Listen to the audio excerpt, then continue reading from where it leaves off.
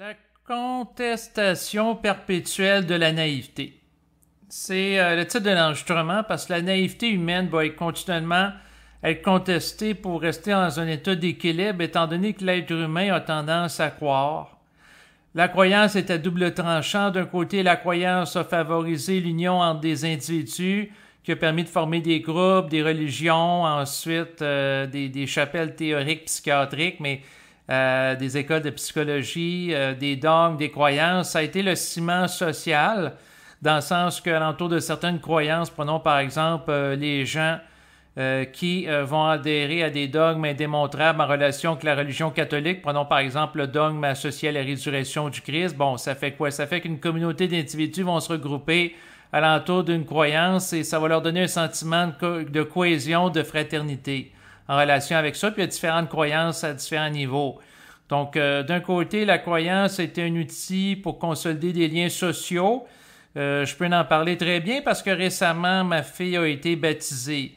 La fonction du baptême en relation avec la religion catholique, entre autres, ça sert à consolider des liens familiaux. Comme là, quand il y a eu le baptême de ma fille, il y a eu quelques jours, bon, il y avait ma famille qui était là.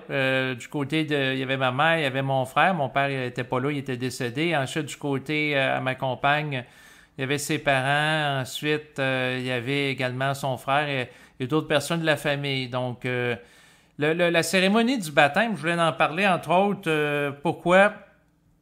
Parce que le baptême en tant que rituel qui est porteur de sens par rapport à des croyances liées à un collectif a une utilité sociale.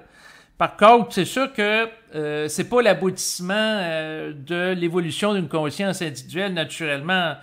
T'sais, c'est pas parce que ma fille a été baptisée que ça veut dire qu'automatiquement elle va être consciente puis elle va se retrouver dans le jargon psychologique associé à la religion catholique. On dit, quelqu'un qui est baptisé, soit qu'il va aller dans les limbes ou au paradis, alors que s'il n'est pas baptisé, il va en enfer. Ça, c'est en lien avec des croyances véhiculées. Donc, ça donne un statut privilégié à l'individu qui adhère à un certain rituel. Les gens qui en font pas partie n'ont pas ça. Donc, c'est sûr qu'en lien avec ça, petite anecdote, ma belle-mère, elle s'était faite baptiser le jour qui a suivi sa naissance. Pourquoi?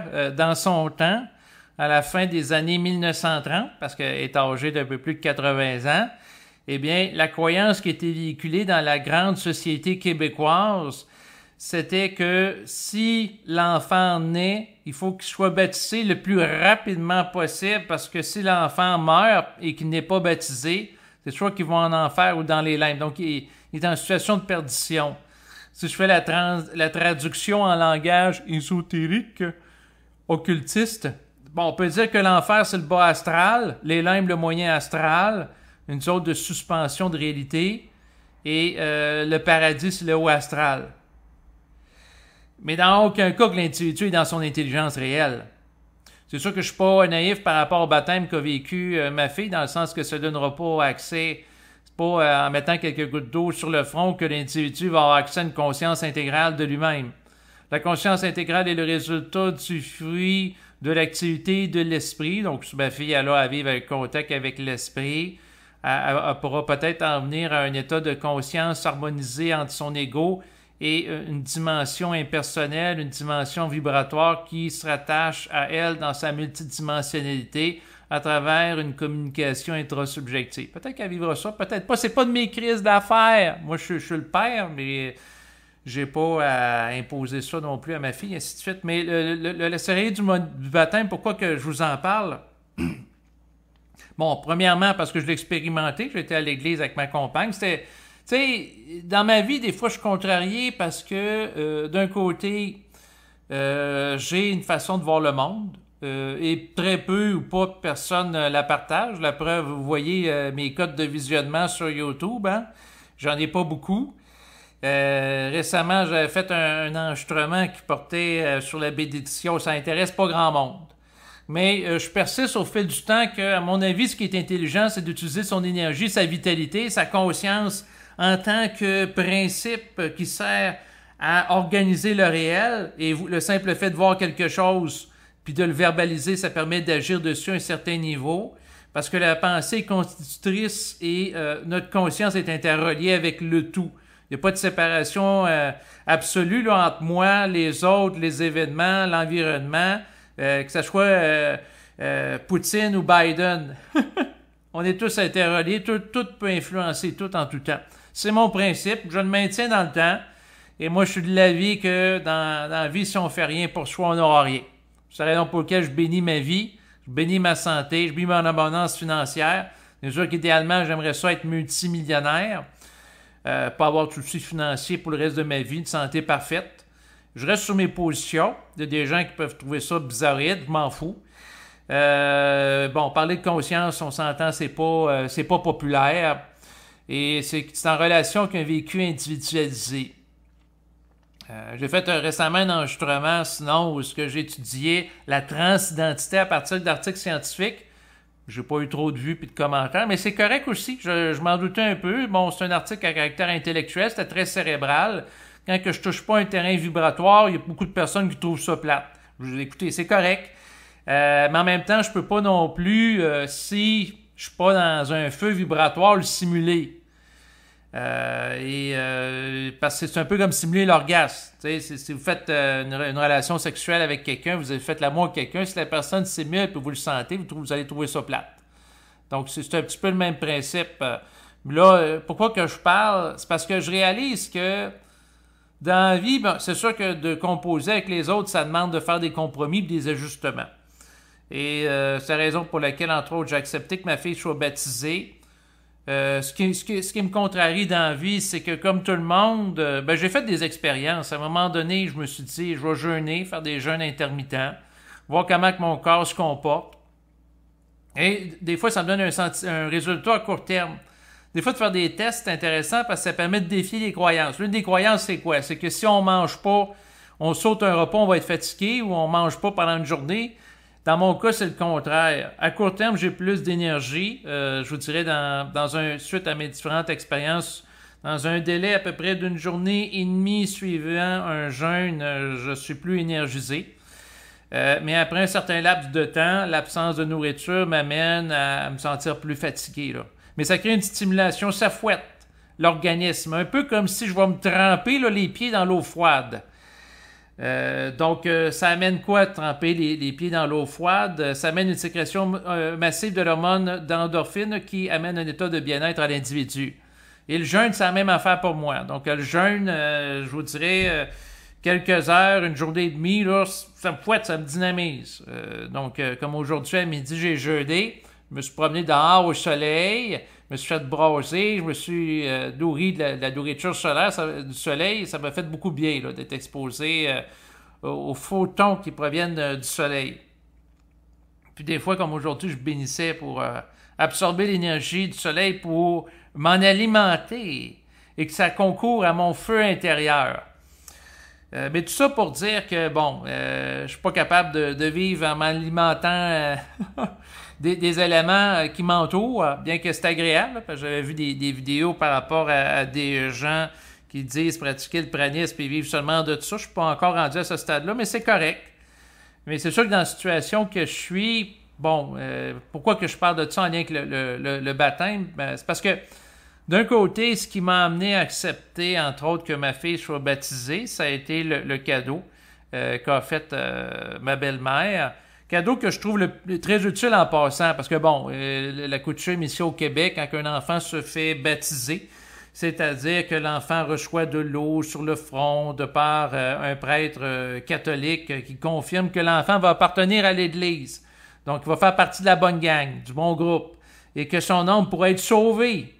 Grâce à Jésus-Christ, là. Donc, vu que son âme va être sauvée, bon, ben, ma belle-mère a donné comme cadeau un régime d'épargne études. Je trouve que c'est un cadeau intelligent. Parce que suite au baptême de ma fille, il y a eu différents cadeaux qu'on a reçus. Des cartes, hein, félicitations pour le baptême, des mots de félicitations.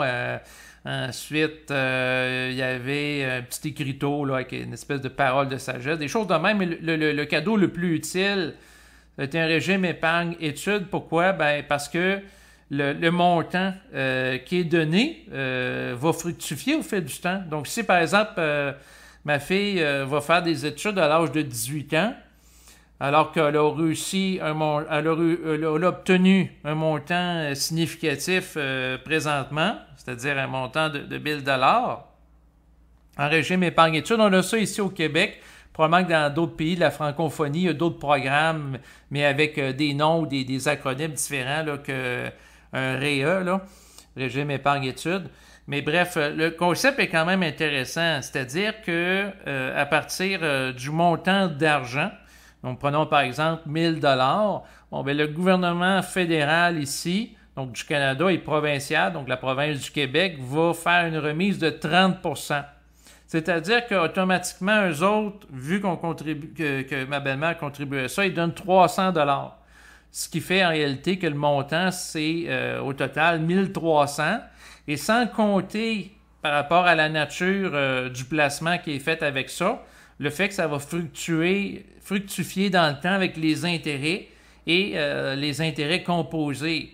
Donc, si on prend par exemple un indice, par exemple le SP500 qui représente les 500 plus grandes entreprises aux États-Unis. Donc, un indice boursier comme ça, pourquoi je fais référence à lui? Parce que, bon, les États-Unis, c'est un gros joueur au niveau de la scène internationale.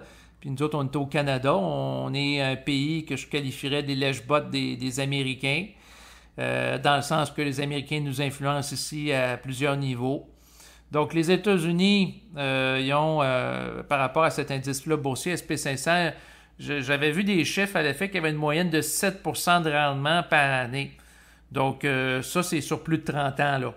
Donc, si on prend des intérêts composés, disons que ma fille va étudier à 18 ans, bon, ben 7 % sur un montant donné, disons 1300, ensuite 7 % l'autre année, ainsi de suite, ça va faire un montant intéressant d'argent, là, sur plusieurs années. Et bon, ça a été une variable. Il y a peut-être des gens qui vont m'écouter qui vont me trouver opportuniste. Parce que, dans le fond, à la base, mon principe, c'était que si ma fille veut être baptisée, qu'elle le fasse d'une manière volontairement consciente, une fois qu'elle va être à l'âge adulte, pour faire un choix libre et éclairé en connaissance de cause. Mais là, il y a cette opportunité-là, il y a l'argent qui va croître, puis j'avais regardé vibratoirement que le fait qu'elle soit baptisée ou pas, elle va vivre sa programmation pareil, puis si dans sa programmation, il est prévu qu'elle parvienne à la supraconscience, elle va y parvenir, qu'elle soit baptisée ou pas, ça n'a aucun rapport. Donc, c'est un rituel comme ça, devant plein de monde. Moi, quand il y a eu le baptême, j'ai été low profile. Ce que je vous partage aussi, naturellement, je ne veux pas parler de ça aux membres de la famille. Mais premièrement, il ne s'intéresse pas à la conscience supramentale, il ne s'intéresse pas à étudier l'occulte à travers les rituels. Bon, c'est sûr que le rituel du baptême, à la base, c'était Jean-Baptiste qui avait trempé la tête dans l'eau à Jésus-Christ pour le baptiser. Et c'est un rituel qui a été fait il y a environ 2000 ans.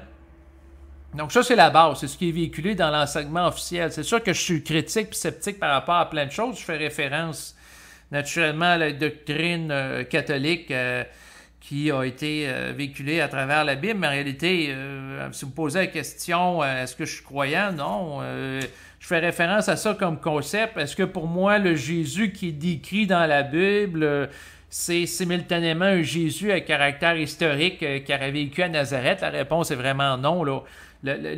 Premièrement, le Jésus qu'on a dans la Bible, les éléments qui ont été retenus par rapport au personnage, ça a été fait à Rome là, plusieurs années après que Jésus a été décédé. Là.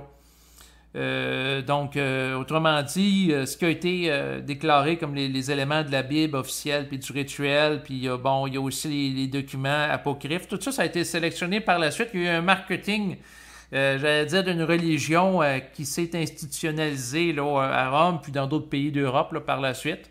Donc, le personnage a été déterminé. On a récupéré aussi des éléments des cultes païens. Si on prend, par exemple, par rapport à la naissance de Mitra, par rapport à la date de naissance de Jésus qui concorde, et ainsi de suite. Mais le point que je voulais faire par rapport au baptême, si je regarde avec mon esprit, ma conscience, je demande à mon esprit, qu'est-ce que tu penses du baptême? La réponse, c'est qu'aujourd'hui, en 2023, c'est une occasion de tisser des liens entre des individus d'une même famille et favoriser des alliances. Est-ce que le fait que le prêtre bénisse l'enfant, ça va lui permettre de parvenir à la conscience? La réponse est non. Est-ce que le prêtre, par sa vibration, peut influer sur la vibration de l'enfant? Oui.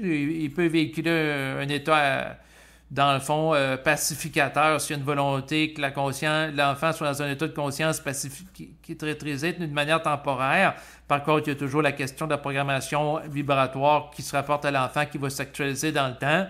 Et si l'enfant est mis en vibration pour éventuellement se sortir de la religion, ben il va le faire tôt ou tard. C'est juste une question de temps. Mais tout ça pour dire quoi? Ben, pour dire que, quelque part, avec le temps, je suis pragmatique.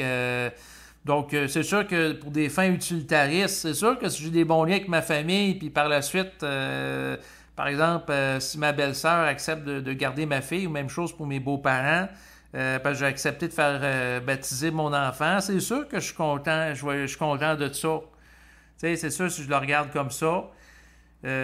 Par contre, ce qui est intéressant par rapport à tout ça, c'est que la personne appartienne ou non à une religion, la conscience est une affaire individuelle. Puis pour ce qui est du rituel, quand j'ai été au niveau du baptême, bon, on était réunis avec des membres de la famille. Il y a d'autres baptêmes qui étaient célébrés en même temps.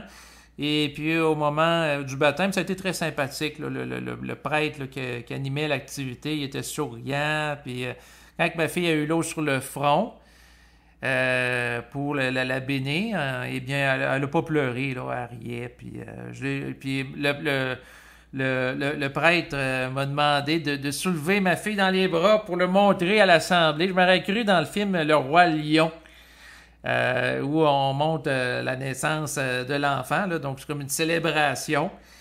Et c'était sympathique. On était au restaurant par la suite. Et il n'y a pas personne qui m'a posé des questions sur ma croyance, sur nos baptêmes ou tout ça. Là. Les gens, c'était plus parler de la pluie puis du beau temps, puis bonjour, comment ça va, puis petite conversation. Mais je voulais fermer la parenthèse, puis le sujet, j'ai quand même la suite de ma naïveté, c'est une contestation constante de la naïveté. C'est sûr que si on pense que le fait qu'un enfant est baptisé, il va être protégé, puis il va avoir une vie facile, puis sa vie va être un long fleuve tranquille, parce qu'il appartient dès maintenant qu'il est baptisé à la bonne gang, c'est-à-dire les catholiques, pour quelqu'un qui est catholique, naturellement, c'est de la naïveté. Croire que le fait d'être baptisé va sauver l'âme de l'enfant, c'est de la naïveté aussi. C'est de la naïveté. Remettre son salut dans la croyance en Jésus comme sauveur puissant, c'est de la naïveté, c'est d'avoir des béquilles spirituelles. Ma compréhension de la réalité, c'est que l'individu doit s'appuyer sur lui-même pour son propre salut, de ne pas compter sur le gouvernement, de ne pas compter sur personne. Ma réalisation au fait du temps, puis pourquoi que des fois je vis de la colère, c'est que je voudrais que les choses soient autrement, mais elles ne le sont pas. Donc, c'est comment dire, la vie c'est odieux. On peut avoir des valeurs, on peut avoir des convictions sur le plan théorique. Donc, tu sais, je vous donne un exemple concret. Quelqu'un peut avoir comme valeur, il faut acheter des vêtements qui sont faits de manière éthique et que quelque part, c'est des sources de coton renouvelables. Ou même chose pour la nourriture. Tu sais, la nourriture qui c'est certifiée, biologique. OK, on peut avoir cette conviction-là. Sauf que si la personne, dans le fond, est pas multimillionnaire ou est limitée sur le plan financier, ben là, à ce moment-là, elle va-tu de l'avant avec ses valeurs ou elle achète d'autres types de vêtements? Tu sais, comment dire, il y a les victimes de la mode. Les vraies victimes de la mode, c'est pas des gens qui portent des vêtements passés date, c'est les gens qui vont travailler dans des usines à vêtements au Bangladesh, dans d'autres pays. J'ai écouté un documentaire là-dessus où il y a des barreaux par rapport à l'entreprise de production de vêtements pour pas que les gens s'échappent de l'entreprise. Et comme les bâtiments sont faits d'une manière qui ne respecte pas des normes de sécurité en matière de construction, bon, ben, il y a déjà un endroit qui s'était écroulé. Puis il y a des gens qui faisaient des vêtements qui sont morts là-dedans. Et c'est eux autres les vraies victimes des vêtements. Mais en même temps, en tant qu'Occidentaux, est-ce que, dans le fond, pour des raisons économiques, je vais accepter, par exemple, de payer de 20 à 30 fois plus cher les articles, que ce soit les vêtements, les télévisions ou autres, alors que le coût de la vie augmente? Ça, c'est une question éthique. L'esprit ne va pas nécessairement donner à la personne les moyens d'être millionnaire ou d'aller de l'avant avec des trucs éthiques. Fait que là, il est confronté à des dilemmes moraux. Est-ce qu'il va continuer à acheter des vêtements faits par des gens qu'on sait qui sont dans des piètres conditions? Il va payer plus cher des vêtements.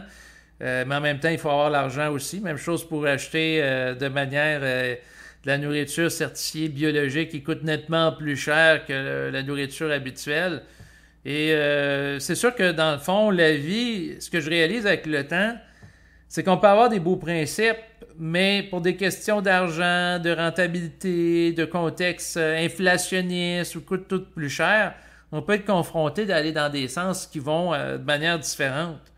Donc, c'est sûr que j'étais content par rapport au fait que ma fille soit baptisée, que là, elle va avoir un régime épargne-études de la part de ma belle-mère, un montant d'argent significatif, qui, à mon avis, c'est le cadeau que je trouve le plus intéressant, investir dans l'éducation d'une personne, un être humain.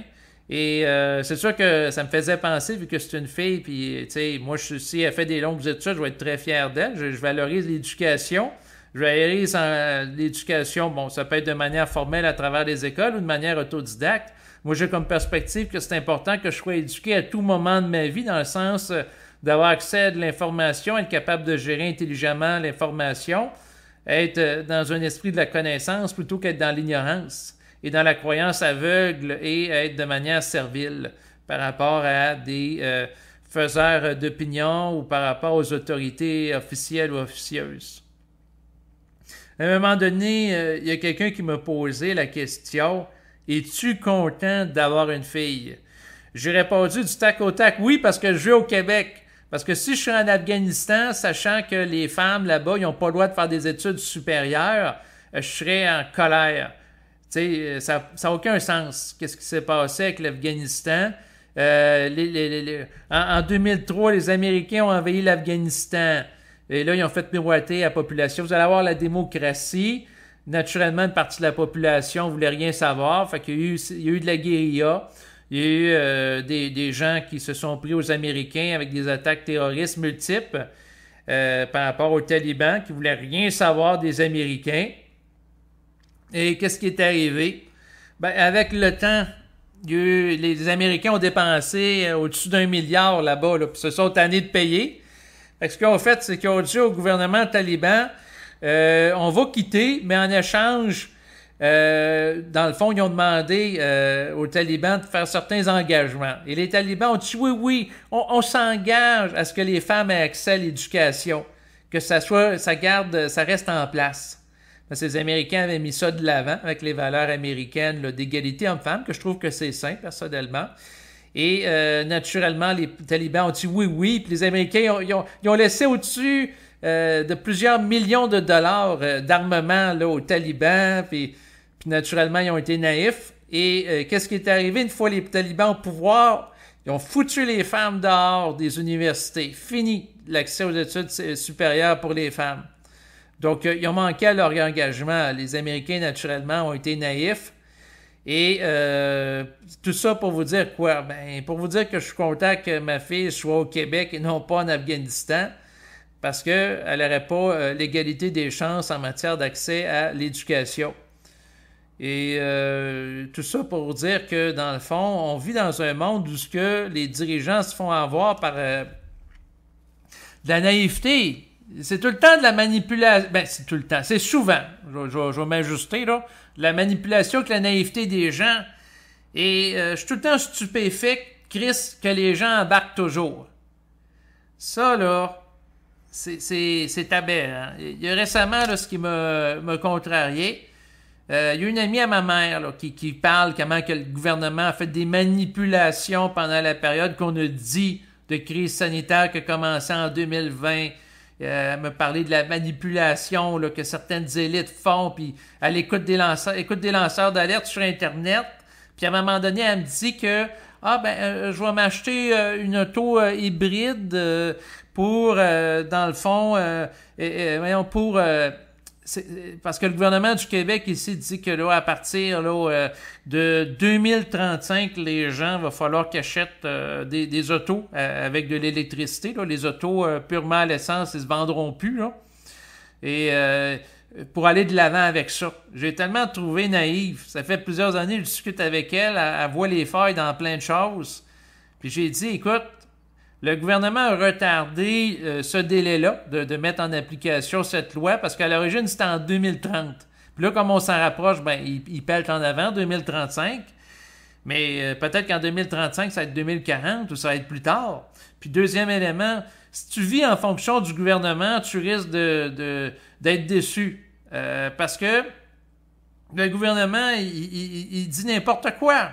Il fait souvent des mensonges ou de la désinformation, et ça, c'est à tous les paliers, là.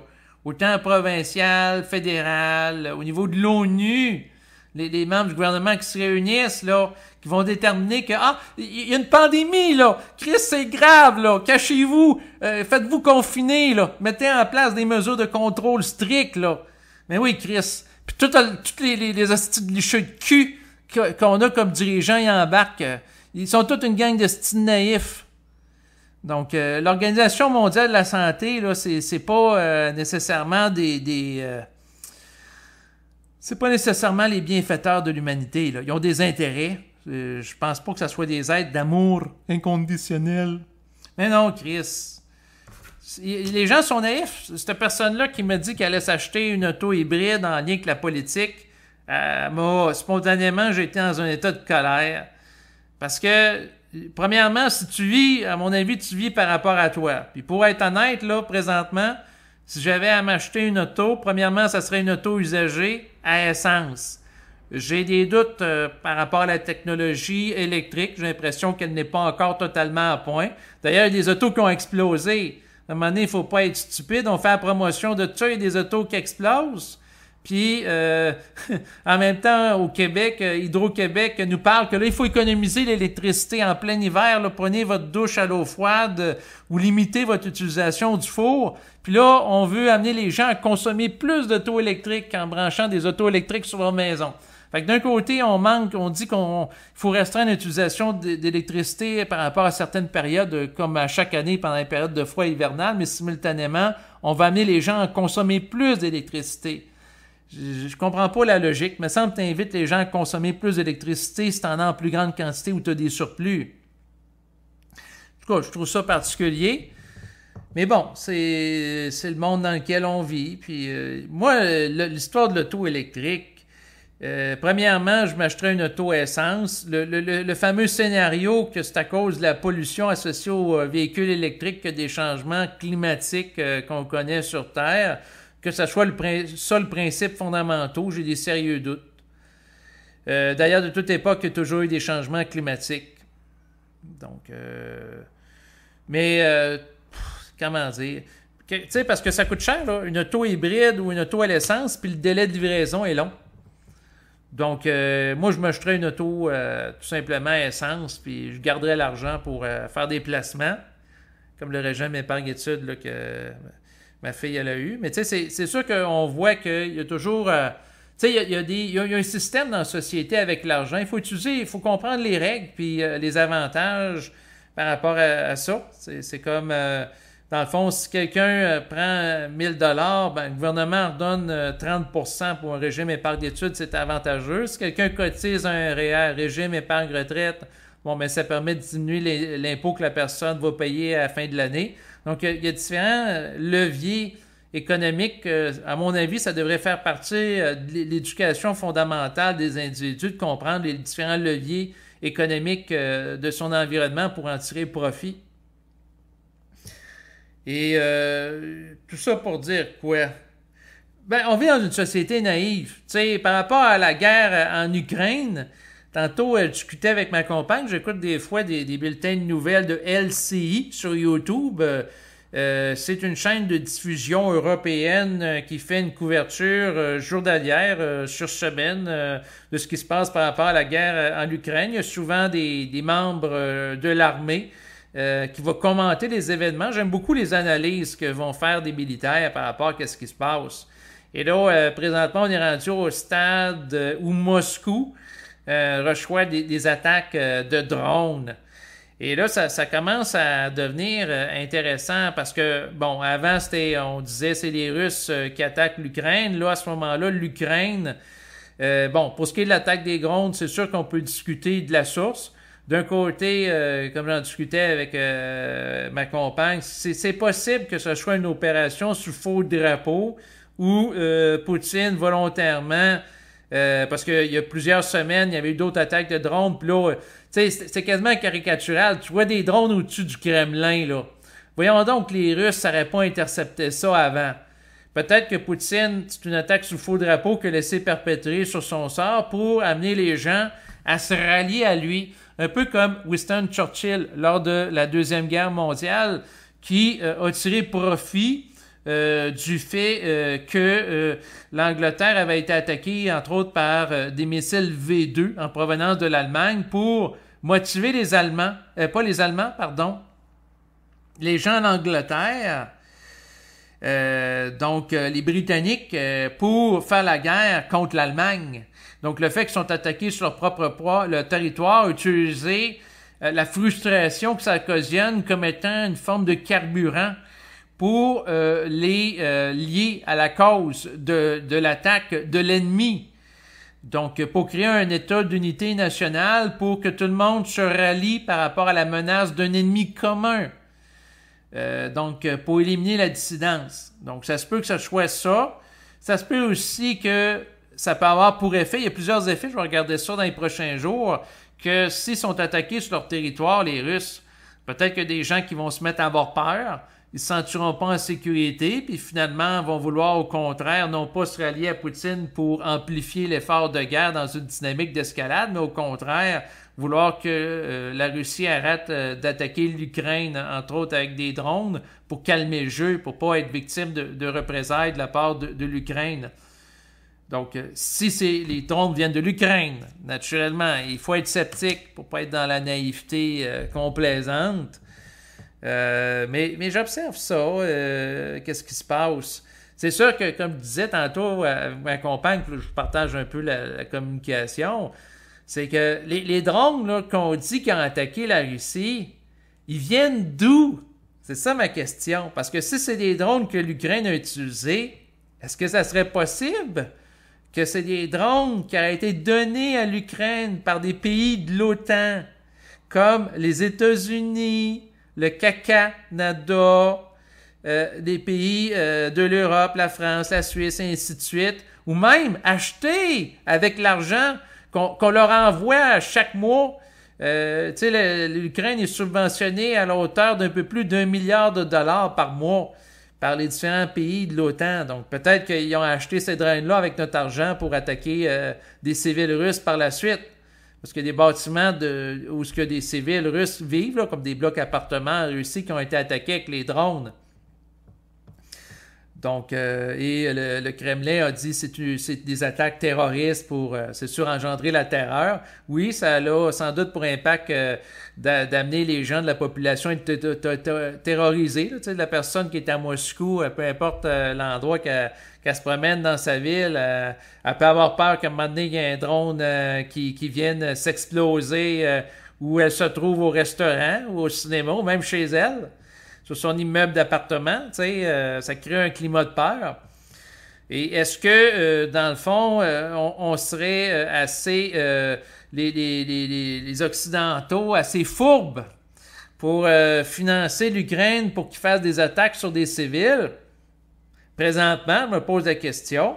Après tout, on finance le régime ukrainien qui avait attaqué depuis 2014 au Donbass les gens qui voulaient se séparer de l'Ukraine, les séparatistes. Naturellement, en plus des forces militaires séparatistes qui ont été affectées, il y a des civils, il y en a qui se sont fait bombarder leur maison. Il y a même un hôpital au Donbass là, qui a été bombardé, différents lieux. Écoutez, les bombardements des lieux physiques qui sont faits par les Russes, présentement qu'on dénonce dans les médias, ils ont attaqué des bâtiments, des meubles d'habitation, ou des hôpitaux, des écoles, c'est horrible. Ouais, mais est-ce que ça serait possible que nous autres, on finance des forces qui font la même affaire? Il faut se poser la question, il faut arrêter d'être naïf. Mais les gens sont naïfs, puis c'est pas moi qui vais les sortir de la naïveté. Ce qui sort vraiment une personne de la naïveté, je vais vous le dire, là, c'est bien une situation choc qui va permettre à la personne d'être lucide. C'est pas de lire sur Internet là, des trucs là, sur la conscience supramentale, puis là de réfléchir à ça. Ah, je suis en contact avec mon double, ou je suis l'ajusteur de pensée. Est-ce que je suis en contact? Est-ce que je suis dans le mental? Je suis dans le surmental ou dans le supramental? Non, ça c'est de la style de merde. Réfléchir à des concepts comme ça. D'ailleurs, depuis les dernières semaines, là, je ne vais plus jaser, c'est des forums de discussion sur Facebook ou autre. Je trouve qu'il y a trop de perte de temps. Puis en réalité, le véhicule de la conscience, c'est un véhicule de grande intensité à l'état brut. Et si la personne ne se suicide pas à travers ce véhicule, elle peut passer au second niveau de la conscience. Mais il ne faut pas qu'elle se tue. Je vous explique par rapport à ça. Dans le sens que ça prend une destruction psychologique de l'individu pour en revenir à ce point-là. Et j'ai au fil du temps, différentes personnes qui voulaient jaser de conscience. Et il y a beaucoup de personnes, j'ai pas la vibration, fait que je leur ai dit pas l'image, je ne suis pas intéressé de discuter avec ces gens-là. Et il y a des personnes qui m'intéressent, mais qui sont pas intéressées à me parler. C'est correct aussi, tu sais. Moi, je suis pas intéressé à parler de certaines personnes, il y en a d'autres qui sont pas intéressés à me parler. À un moment donné, j'avais discuté avec une personne. Et cette personne-là avait vécu au Rwanda. C'est une femme d'à peu près mon âge. Et par rapport à elle, ce que j'ai à dire, c'est qu'elle me racontait que pendant la guerre du Rwanda, il y a une partie des membres de sa famille dans sa maison qui ont été tués à la machette. Et elle s'était cachée en haut de la maison. Et les gens qui sont entrés dans la maison pour tuer les membres de sa famille l'ont pas vue. C'est la raison pour laquelle elle est en vie. Puis par la suite, elle est immigrée et est venue vivre ici au Canada. Ça, le fait qu'elle est passée à travers ça, puis aujourd'hui, elle est fonctionnelle, elle travaille, à sa vie. Ça, je trouve ça intéressant. Beaucoup plus que l'autre personne qui va me poser la question, c'est quoi la différence entre le supramental puis le surmental? Puis comment je peux être sûr d'être dans le supramental, mais pas dans le surmental? Ça c'est de la réflexion théorique conceptuelle. Mais l'autre, la personne qui a vécu quelque chose d'intense puis est encore en vie, parce que c'est quand même une charge vibratoire quand même assez lourde de voir des gens de la famille se faire découper à la machette, puis la personne est capable d'être fonctionnelle par la suite, de passer à travers ça. Ça, c'est intéressant. Il y aura peut-être des gens pendant la guerre Ukraine qui vont passer à la conscience supramentale, dans le sens que la personne qui voit ses voisins se faire tuer par un missile russe ou un missile de l'Ukraine sur son bâtiment, que ce soit une personne moscovite ou une personne qui habite à Kiev, mais si la personne est capable de faire face à ça, puis de rester centrique, puis continuer à travailler, puis faire sa vie, Chris, elle a de l'intégration beaucoup plus que l'autre personne qui va réfléchir aux concepts supramentaux. Et ce que j'appelle les diamants à l'état brut, là, les gens qui n'ont pas baigné dans une compréhension idéologisée, spiritualisée, intellectualisée du supramental, ça ne court pas nécessairement les rues. Et les gens, quand ils font face à des situations traumatiques, il y en a une grande partie que c'est trop pour eux, fait qu'ils se suicident. Ou ils deviennent dysfonctionnels. Tu sais, la personne est témoin que ses membres de sa famille sont découpés à la machette devant elle, puis elle reste le reste de sa vie invalide sur les antidépresseurs. Donc, il y a différentes possibilités. Mais la raison pour laquelle j'ai l'impression qu'il n'y a pas beaucoup de monde qui passe à la conscience supramentale, c'est tout simplement qu'il n'y a pas beaucoup de monde qui sont capables d'intégrer des chocs énergétiques de haute intensité sans venir à se suicider. Donc, c'est tout. Est-ce que d'écouter des enregistrements à sa conscience, ça change grand... En fait, écouter l'enregistrement, oui, tu peux bénéficier d'être en contact avec une vibration momentanément, mais ce qui importe, c'est toi, Chris, comment tu t'actives dans ta vie pour actualiser la vibration dans ton quotidien et les actions que tu vas faire. Donc, puis la vibration s'exprime de différentes façons. Récemment, j'ai écouté un enregistrement du Doc Mayhew. Puis là, des fois, il y a des pics de colère qui sont très vibrants. Tu sais, je vous donne un exemple. Doc Mayhew, il disait dans un enregistrement, là, la lutte contre la grossophobie, c'est comme ça va faire, là. C'est idéologique. Puis je suis de son avis, dans le sens que quelqu'un, Chris, qui est atteint d'obésité morbide, c'est pas sain. Quelqu'un qui a un surplus de poids, puis la personne est rendue avec des problèmes cardiaques, problèmes de diabète. Non, c'est pas sain.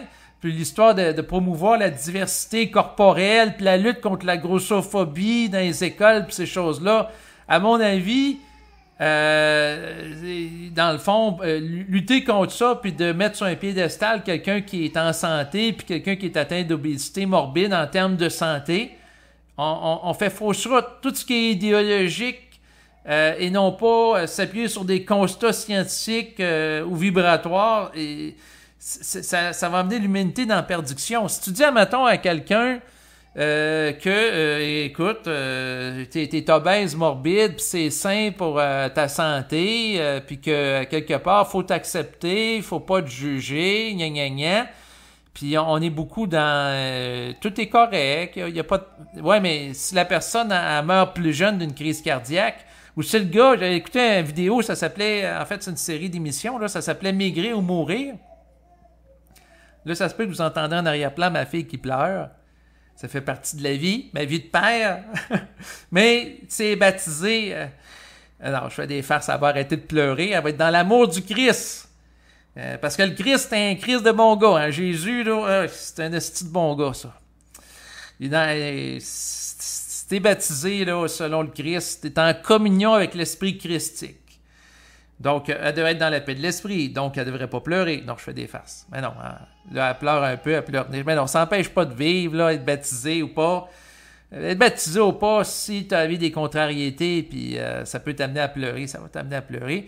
Mais je ferme la parenthèse, mais c'est ça. Le Doc Mayhew, dans son pragmatisme, il y a de l'intelligence.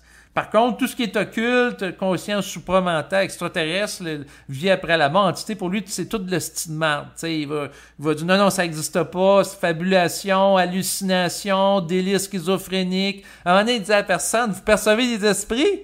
OK, on va vous organiser ça, on va vous prescrire des antipsychotiques, vous allez voir, vous n'en verrez plus d'esprit, ils vont tous disparaître. Oui, mais c'est sûr que la médication peut avoir un impact si la personne vit en état de psychose. Par contre, la réalité de l'esprit, à mon avis, elle existe pareil. C'est juste qu'on peut engourdir la personne.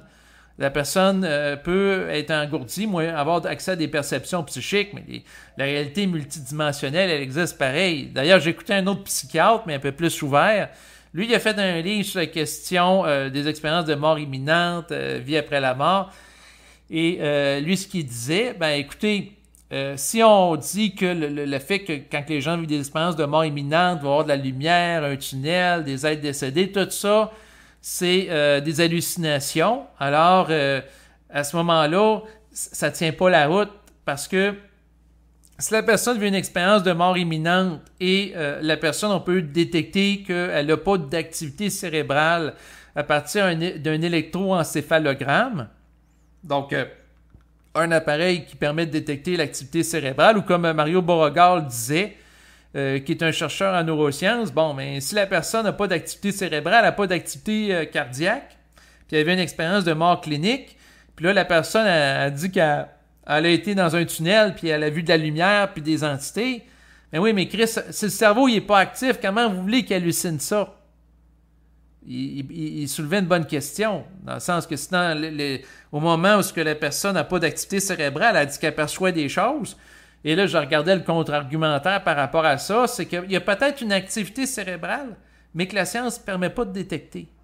Parce que c'est une activité qui est tellement minime, puis peut-être que l'électroencéphalogramme, puis les électrodes sur le cerveau, ouais, c'est pas encore totalement perfectionné, puis il y a peut-être des micro-détails qui disent, ouais, mais quand même, C'est sûr qu'on peut toujours argumenter, contre-argumenter, mais il y a quand même une réalité que si la personne... Moi, je pars du principe que si la personne perçoit quelque chose, puis elle est bonne foi, elle a perçu cette chose-là, à un moment donné, il va falloir que ça soit reconnu, mais c'est pas le cas présentement.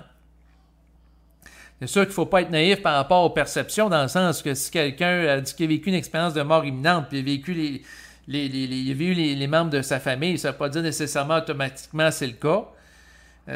Mais ce que je peux dire, c'est que dans le fond, par rapport à tout ça, c'est que d'un côté, le Doc Mayou peut avoir du bon parce que l'histoire de la lutte là, contre la grossophobie, puis faire la promotion de la diversité corporelle, mais non, ça marche pas. Dans le pratique, le concret, j'ai dans ma vie, c'est pas ma compagne, là, c'est une femme que je connais, c'est assez triste. Elle a un surplus de poids, est atteinte d'obésité morbide, puis elle s'est décidée d'aller au gym, en salle d'entraînement. Et elle faisait elle était sur une machine, un tapis roulant. Moi, je la voyais, puis elle essayait, tu sais, puis elle avait mal aux genoux en maudit parce qu'elle soulevait son poids. Fait que là, elle, c'était une femme passée 50 ans, tu sais, elle n'a plus 20 ans non plus. Fait que là, tu sais, elle n'était pas à l'aise, elle était très inconfortable avec l'activité. Fait que c'était un cercle vicieux, dans le sens qu'elle n'était pas à l'aise à faire du cardio, ce qui fait brûler beaucoup de calories là, sur un tapis roulant. Puis sa stature corporelle lui permettait pas ça. Fait que là, elle a arrêté d'aller au gym à cause de ça. Fait que, puis si elle va pas au gym puis elle dépense pas ses calories, ben elle va pas maigrir.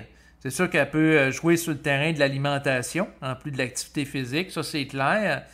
Mais tout ça, là, l'histoire parce qu'elle, il y a d'autres personnes aussi, là, c'est qu'à un moment donné, il y a des problèmes de santé associés à ça. Faut pas être naïf. Et avec le temps, mon constat, c'est quoi? Ben, c'est faire des observations honnêtes dans la réalité, des observations à caractère scientifique, puis foutre de côté l'idéologique. Dans l'idéologique, par exemple, si on dit « Ah, il faut que vous soyez végétarien pour sauver les animaux », ouais, mais si la personne est végétarienne, puis elle manque de protéines, puis elle manque d'énergie, si par exemple, c'est une femme, elle a des menstruations abondantes, puis elle est carencée en fer, puis si elle prend pas assez de fer dans son alimentation, elle est faible, elle fait de l'anémie, c'est pas intelligent. Donc, le végétarisme, c'est pas pour tout le monde. Même chose pour le ski alpin, même chose pour le jogging ou faire du tapis roulant pour se mettre en forme. Puis à un moment donné, si le surplus de poids est trop important, puis le poids est trop important sur les jambes, ça ne marchera pas. Le jogging, la personne ne sera plus apte en faire. Son corps va être trop hypothéqué, plus des cercles vicieux. Et à mon avis, l'idéologie woke, l'idéologie, ce qu'on va appeler entre guillemets de l'éveil américaine, c'est une source de perdition de l'humanité. Et des fois, on se surprend. Moi, j'ai été surpris de réaliser que finalement, ma vie, en passant, j'ai 42 ans, mais au moment où je vous parle, mais comment dire, dans la vie de tous les jours, je suis en contact avec des gens, mais de d'autres générations, c'est-à-dire les 70 ans et plus. Si je pense à mes beaux-parents qui ont 80 ans et plus, ma mère qui a au-dessus de 70 ans. Je me promène dans la rue avec ma fille, avec ma compagne, puis on parle souvent à des gens qui sont retraités, qui ont 80 ans et plus. Des gens de 80 ans et plus qui ont grandi avec la religion catholique, qui avaient des valeurs de fiabilité, de la valeur d'importance de la famille. C'était pas des gens qui passaient leur temps sur leur téléphone intelligent là, dans leur bulle, là, comme vont le faire là, les gens qui sont des fans d'informatique et de manga là, au Japon, là, les otaku. Non, c'était des gens très différents, plus terre à terre, pas connectés avec la technologie qui peut nous déconnecter de notre contact intuitif avec l'esprit. Si tu contactes avec la machine, ça se peut que tu sois moins en contact avec toi-même. Parce que tout dépendant de ce que tu investis ton énergie. Et la nature horreur du vide, dans le sens que si tu passes du temps à faire quelque chose, c'est parce que simultanément, tu ne fais pas autre chose avec ton temps. Dans le sens que si tu passes du temps devant l'ordinateur, c'est que tu ne passes pas du temps simultanément à contempler la nature, là, à moins que tu sois dehors là, avec ton ordinateur portable ou un téléphone intelligent, mais encore. Tout ça pour dire que on vit dans une société en voie de perdition Et l'une des illustrations par rapport à ça, puis je vous partagerai le lien web en bas de la vidéo, ça a été une vidéo que j'ai écoutée d'enquête exclusive là, par rapport à Prigojine, qui est le propriétaire de la troupe militaire Wagner.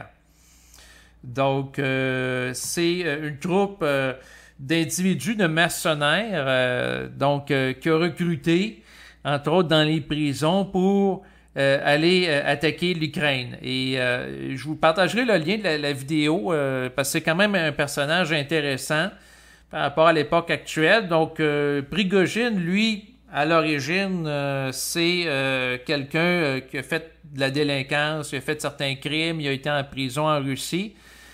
Et suite à la chute de l'URSS, il a travaillé dans l'industrie de la restauration, il s'est fait connaître de Poutine et est devenu multimillionnaire, donc il est milliardaire aujourd'hui, et il a développé une troupe militaire. Et le concept, ça pourrait faire d'ailleurs le sujet d'une émission de télé-réalité, sans doute qu'il y aurait des millions de codes d'écoute, c'est qu'il va dans une prison russe. Il fait convoquer devant lui les prisonniers et pour faire du recrutement pour sa troupe militaire Wagner qui va aller combattre, là, que ce soit en Ukraine ou en Afrique, et il leur dit ceci: si vous acceptez de vous joindre à Wagner et que vous servez pendant 6 mois, par la suite, vous allez être libéré de prison, votre peine, dans le fond, vous allez avoir l'amnistie, vous allez être libre, là, vous n'avez pas besoin de purger plus loin là, votre peine de prison. Donc, ce qu'il offre, c'est quoi? C'est la liberté. Si vous servez pendant 6 mois l'armée de Wagner, vous êtes libre après. Mais, si vous engagez à servir, il y a des règles à suivre. Il y a des choses que je trouve intéressantes, dans le sens que les soldats qui servent pour Wagner, ils n'ont pas le droit de boire d'alcool.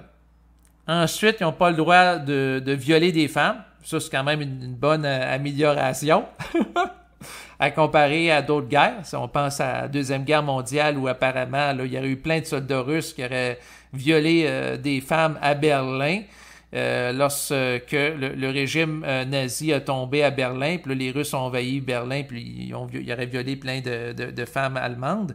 Et l'autre règle qui est intéressante aussi, c'est qu'un soldat de Wagner ne se rend pas et ne déserte pas non plus. Dans le sens que si, dans le fond, la personne est prise là, à vouloir déserter, elle va se faire tuer. Mais ça fait partie des règles. Tu sais, dans sa vidéo, il apparaît comme un personnage caricatural, quasiment grossier, mais c'est clair. Donc, si la personne veut déserter, elle va se faire tuer. Ça ne respecte pas les règles aussi. Puis, elle se fait remettre 2 grenades. Dans le sens que s'il est pris par l'ennemi, là, qu'elle se fasse exploser. Il n'y a pas personne qui se rend à l'ennemi, là. Qui va être sauvé par la suite là, par la troupe Wagner, là, de ce que je comprends là, derrière ça. Là. C'est attendez pas de l'aide là, si vous êtes fait prisonnier, là, faites-vous tuer. Au moins, les règles sont claires. Puis là, les prisonniers ont un total de 5 minutes pour réfléchir s'ils se joignent ou non à Wagner. Ensuite, ça pourrait faire l'image d'une émission de télé-réalité. Tu filmes ces gens-là en temps réel. Premier épisode, il y a ça. Deuxième épisode, c'est une fois qu'ils sont ceux qui acceptent d'être recrutés, comment que ça se passe? Parce qu'ils ont une formation de 3 semaines. Puis là, après ça, ces gens-là, ils vont être... c'est drôle, puis c'est pas drôle. Là. Il y en a un de Wagner, parce qu'il y a des témoignages des anciens soldats là, dans la vidéo que je vais vous proposer d'écouter. Là, ça dure à peu près 1h30. Et il y a d'autres vidéos aussi sur YouTube. Là, à un moment donné, il y en a un qui dit... on va m'envoyer sur la seconde ligne. Fait que le gars, il dit, moi, je trouvais que c'était correct. Puis naturellement, ils l'ont pas envoyé sur la seconde ligne, ils l'ont envoyé sur le front, comme on dit, à servir de chair à canon, là, à l'abattoir, là.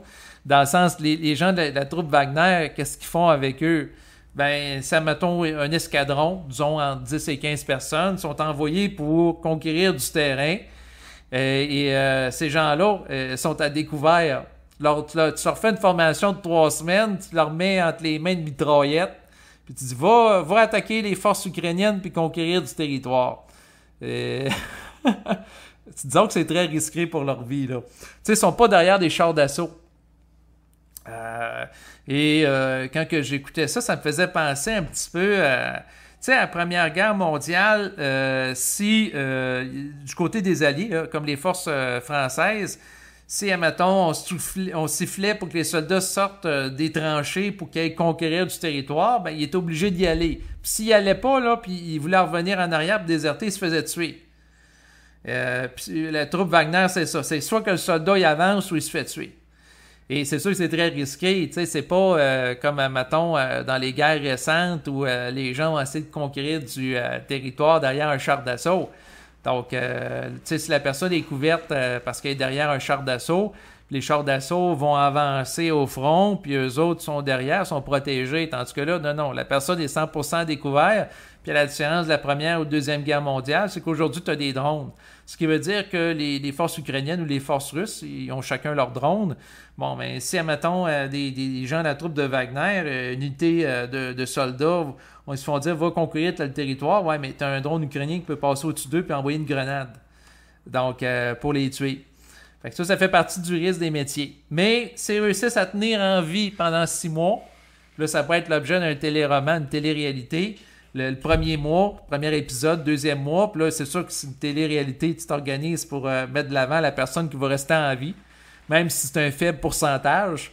Puis là, dans la vidéo, il était question de ça, là, c'est que là, il montrait là, les gens qui avaient servi fièrement là, pendant 6 mois, puis Prigojine allait les voir, les vétérans de la guerre, dans un avion pour retourner en Russie libre.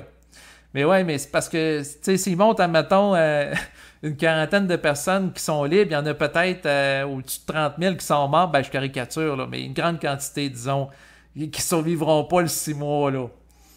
Tu sais, mais c'est ça. C'est une dynamique de guerre, puis en m'intéressant à Prigojine, ce milliardaire, c'est sûr que quand que je regarde qu'est-ce qu'il fait, ben lui, c'est une opportunité d'affaires, la guerre, c'est sûr. Puis il utilise de la main-d'œuvre disponible, des prisonniers qui veulent s'en sortir, puis être libres, pour faire des opérations, en fait, que les forces russes militaires vont pas nécessairement faire. Et là, comme c'est des gens qui sont pas des militaires, ben c'est sûr que ça se peut qu'ils, un peu comme les Américains. Les Américains, quand ils ont été faire la guerre en Afghanistan ou en Irak, puis il y avait des prisonniers, ben s'ils les ramenaient à Guantanamo, là, qui n'était pas en territoire américain, ben ça leur permettait de faire ce qu'ils appelaient des techniques d'entrevue renforcées. Prenons par exemple la simulation de noyade. Puis là, j'avais écouté le film de Report que vous pouvez trouver sur Internet, qui est vraiment intéressant là-dessus. En anglais, ça veut dire le rapport, en français, là. C'est que quelqu'un a écrit un rapport sur toutes les tortures qu'ils ont commis, etc. Mais pour eux, c'était pas de la torture, c'était des techniques renforcées d'entrevue. Mais il y avait toutes sortes de choses. Privation sensorielle. Ça a été fait là, à partir de 2003. Il y en a eu plein d'autres, là. Bon, simulation de noyade. Il y en a une, c'était impressionnant. C'est qu'il prenait l'individu, puis il rentrait de l'eau dans l'anus. Puis il poussait de l'eau dans l'anus jusqu'à temps que l'eau qui était rentrée par l'anus sorte par la bouche. Et dans le fond, il faisait ça. Ensuite, il rasait la barbe à des gens musulmans, les cheveux. Il est présenté nu dans une couche pour les intimider. Toutes sortes de techniques pour les briser psychologiquement. Puis il y en a qui ont vécu plusieurs simulations de noyade. Tu sais, c'était assez violent. Mais comme c'était pas en territoire américain, c'était pas nécessairement les mêmes lois qui s'appliquent. Et comme là, c'est pas l'armée russe, Wagner, c'est pas tout à fait pareil. Fait que c'est une façon aussi d'utiliser une espèce... en même temps, c'est bien pour les statistiques pour les Russes, dans le sens que c'est par rapport à la guerre, disons que depuis un peu plus d'un an, il y a 100 000 soldats ukrainiens qui sont morts, puis 100 000 Russes. Bon, ben, s'il y en a eu, je sais pas, moi, 300 000, ben, j'exagère peut-être un peu, là, mais disons une plus grande quantité de Wagner, comme c'est pas des soldats, dans les statistiques officielles, ils apparaissent pas. Parce que c'est pas des soldats. Mais ils ont agi comme soldats, mais on n'en tient pas compte. Donc, ça peut servir à masquer de la mortalité. Sinon, Wagner, dans le documentaire, naturellement, ils ont été en Afrique. Et il aurait perpétré des crimes contre l'humanité, tué des civils, violé des femmes, là, entre autres, au Mali. Puis, dans le fond, ce qui est particulier, c'est qu'ils ont été faire des opérations militaires dans différents pays d'Afrique. Puis, à un moment donné, dans une des opérations, par rapport aux troupes de Bachar al-Assad, là, en Syrie, il y avait un gars, un militaire qui était déserteur. Et les membres de Wagner l'ont pris. Ils ont pris une espèce de masse de guerre, là, comme au Moyen-Âge, un gros marteau. Puis ils ont foutu des coups de marteau un peu partout. Ils l'ont démembré. Puis les gars de Wagner, ils se sont filmés. La vidéo, naturellement, a circulé sur Internet.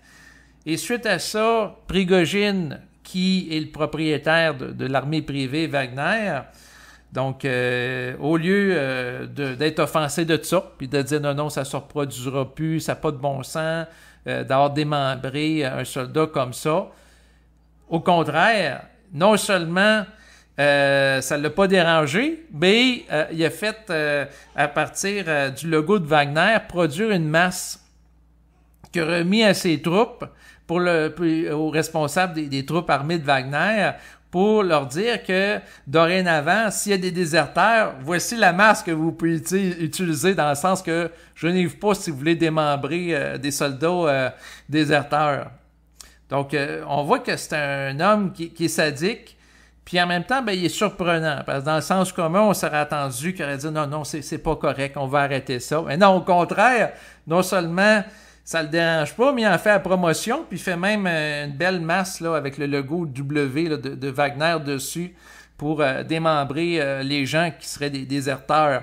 Mais c'est sûr que le dilemme doit être odieux par rapport aux prisonniers, parce que l'objet de l'enregistrement, c'est la naïveté. Tu sais, le prisonnier qui est naïf va dire « faut que tu serves pendant 6 mois », mais comme le prisonnier que je parlais, il s'était fait dire « Non, tu vas être en seconde ligne, tu vas pas au front ». Et là, la personne qui est amenée au front, malgré lui, puis là, c'est soit que dans le fond, il va à la boucherie, puis il est à découvert, puis il se fait tuer par l'ennemi, ou sinon il se fait démembrer par la masse ou tuer par balle. En fait, dans les faits, les témoignages d'anciens soldats, ceux qui n'allaient pas dans le sens des consignes, il y a eu des cas là, qui se sont fait tuer par balle, là, non pas démembrés avec la masse, quoique le symbole est fort, là. Puis là, il y a eu des vidéos de Prigojine qui se montraient là, avec la masse fièrement là, dans une boîte, puis c'était comme cool. Mais on est dans un état de déchéance morale. Je veux dire, l'individu qui se réjouit de démembrer des personnes, puis a l'air de jouir de ça comme un pédophile qui vient en état d'érection en regardant des enfants, c'est le même principe. On est dans un état de perversion morale. Et quand que je le voyais, ben, je me suis dit, on est peut-être rendu au point un peu comme Sodome et Gomorrhe, dans le sens que, dans un lointain passé, les gens de ces villes qui ont été accusés d'avoir commis des crimes contre l'esprit, ou ce qu'autrefois on appelle Dieu, dans le fond, ont été changés en statut de sel, dans un vocabulaire contemporain. On peut dire changer de statut de sel, c'est un petit peu comme les gens qui ont été attaqués par armes nucléaires, et suite à leur destruction, ils ont été réduits en poussière. Donc, dans un langage plus court. C'est sûr que l'état de déchéance va faire peut-être en sorte qu'à un moment donné, entre guillemets, les dieux ou les extraterrestres ou les entités de haute évolution vont intervenir pour rester l'ordre.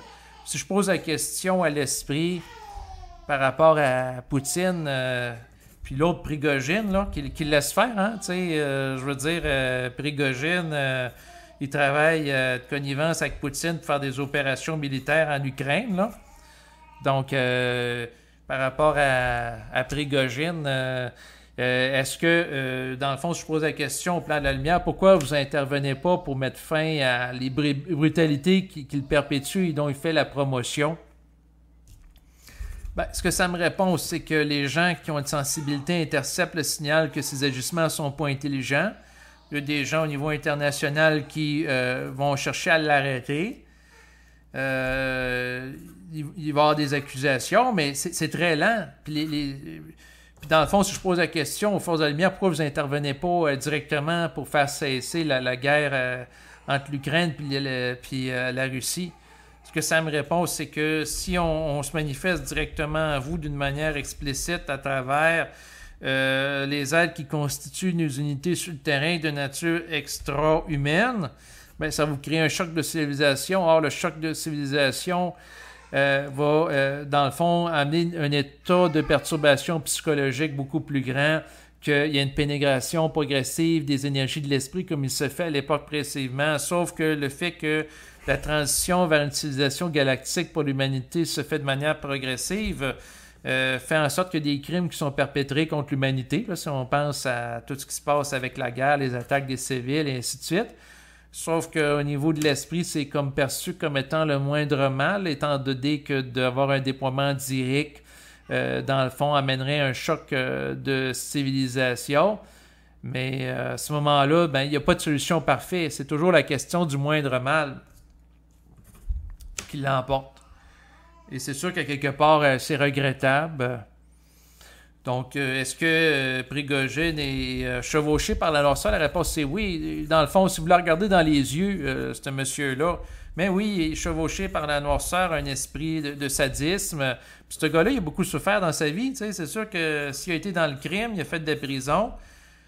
Puis ce gars-là, il est techniquement riche, il est milliardaire. Il n'est pas obligé de travailler rendu à ce stade-là, mais il a un appétit de contrôle, soif de pouvoir, puis là, il aime ça être devant les caméras, puis fait des déclarations au choc. D'un côté, il y a un côté sadique, puis quand je l'écoute, il est comme captivant. Là, c'est sûr, ça serait une émission de télé-réalité. Dans le fond, il y aurait sans doute un vaste auditoire. Tu dis au monde, si tu survis d'ici 6 mois à la guerre, t'es libre.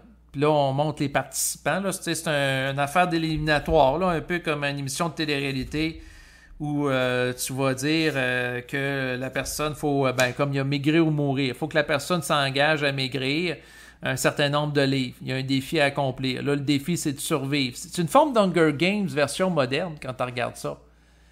Donc, où tu regardes les gens se faire tirer, ainsi de suite. C'est du divertissement qui est sadique, mais ça nous instruit sur la nature des êtres humains puis leur naïveté. Le soldat qui pense que la liberté va venir en servant Wagner, alors qu'il y a une grande quantité de ses compatriotes qui ont cru ça, qui sont morts, ben c'est de la naïveté. Moi, c'est sûr, je ne servirais pas Wagner, mais encore moins les forces ukrainiennes. Je resterais neutre par rapport à ça. Dans la Deuxième Guerre mondiale, on avait vu qu'est-ce qui s'était passé avec la Suisse. La Suisse fournissait à la fois les nazis avec des canons, puis aussi les Alliés. Fait qu'eux autres, ils vendaient des canons à tout le monde. Ils empochent de l'argent. Sinon, la Suisse, par rapport aux produits Nestlé, les barres de chocolat, fournissait les Américains. Puis simultanément, ils fournissaient aussi de la nourriture aux nazis. Donc, peu importe la personne, eux autres, il y avait la neutralité. Puis, les gens fortunés de tous les camps, ils allaient chez eux, dans leur compte bancaire, entreposer leur bulletin de guerre, leur trésor. Fait que eux autres ont tiré profit de la situation. Donc, la neutralité puis au-delà de la polarité, ça peut servir, pas juste l'individu, ça servait le pays de la Suisse.